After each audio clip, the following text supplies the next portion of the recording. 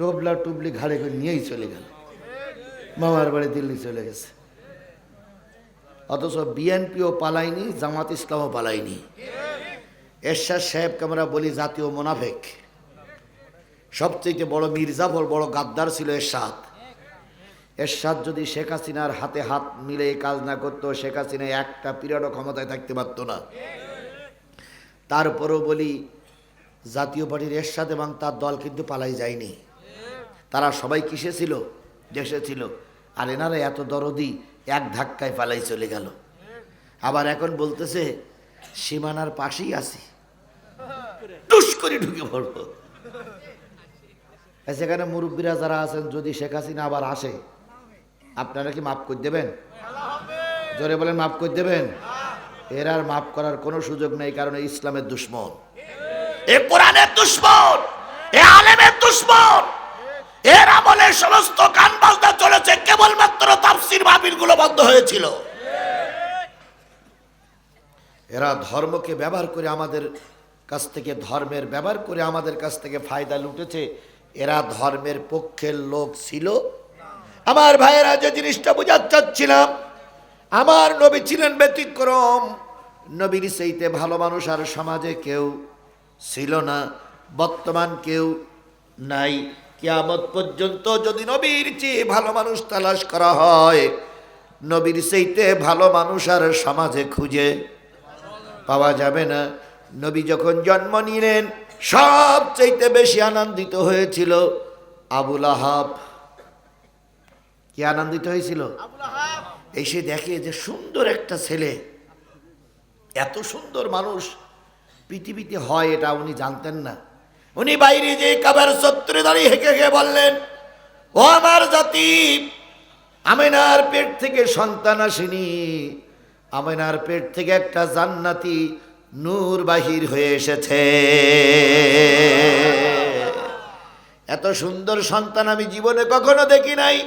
গোটা আরব এলাকায় মানুষের সংবাদ দাও, আরো যত উট আছে সব নিয়ে এসো।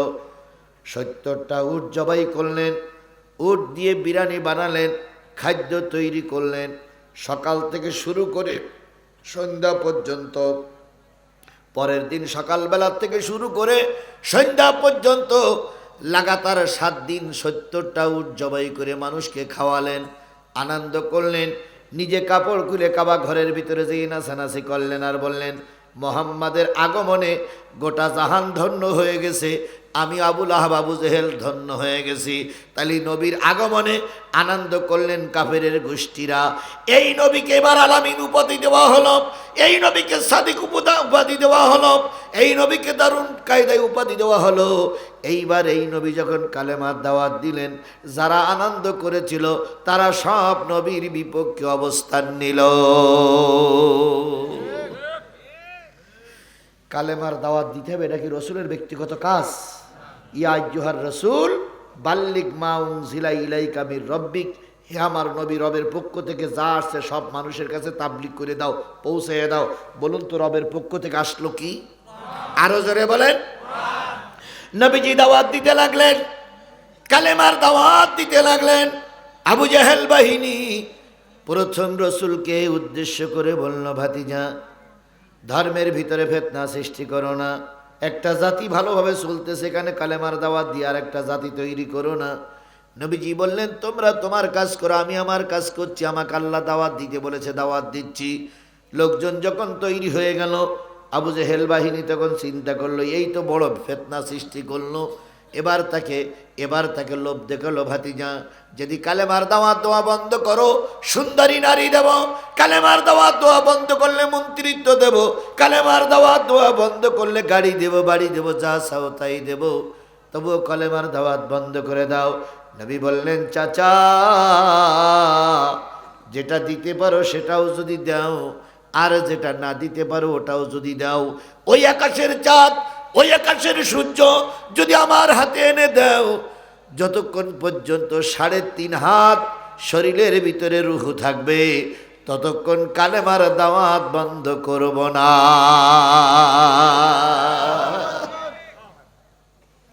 আবু জেহেল বাহিনী খুশি হলো না বেজার হলো? আরো জোরে বলেন, খুশি হলো না বেজার হলো? বাহিনী ঘোষণা করলো নবীকে মেরে দিতে পারলে 70টা উট দেওয়া হবে।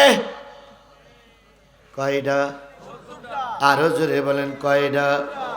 70টা উটির ঘোষণা শুনে অনেকেই নবীকে মারার জন্য চেষ্টা করলো। এবার বলুন তো নবীর কালেমার দাওয়াত যারা দেয় তাদেরকে বলা হয় নায়েবে নবী, আওলাদে রসুল, আল ওলামাউ ওয়ারাসাতুল আম্বিয়া। আলেমরা হলো নবীদের ওয়ারিস। কোন নবীর ওয়ারিসের বিরুদ্ধে যদি এই জাতীয় ঘোষণা আসে যে উমুক হুজুরকে মেরে দিতে পারলে 10 লক্ষ টাকা পুরস্কার দেওয়া হবে, নিঃসন্দেহ ধরে নিতে পারি এই যুগের পাক্কা আবু জেহেল। এই যুগের পাকা আবু জেহেল আমাদের সমাজে 2-1 আছে না নাই? আরো জোরে বলেন আছে না নাই? চট্টগ্রামের একজন মাজার পূজারী, নাম তার সাদিকুর রহমান হাশিমি। কি নাম? সাদিকুর রহমান হাশিমি চট্টগ্রামের একজন মাজার পূজারী। আমরা কবরকে সম্মান করি, কারণ কবরে একজন আল্লাহর ওলি ঘুমায় আছে। এখানে এসে আমি যখনই শুনেছি একজন পীর বাবা শুয়ে আছে, আমি সম্মানের সহিত তাকে সালাম দিয়েছি অন্তর থেকে। আল্লাহ পাক একটা বড় গাছ দেখেছি, গাছের নিচে তোমার একজন মাহবুব বান্দা ঘুমায় আছে। ওই মাহবুব বান্দাকে আমরা সম্মান করি, কিন্তু ওই মাহবুব বান্দাকে নিয়ে কেউ পূজা করুক এটা আমরা চাই না।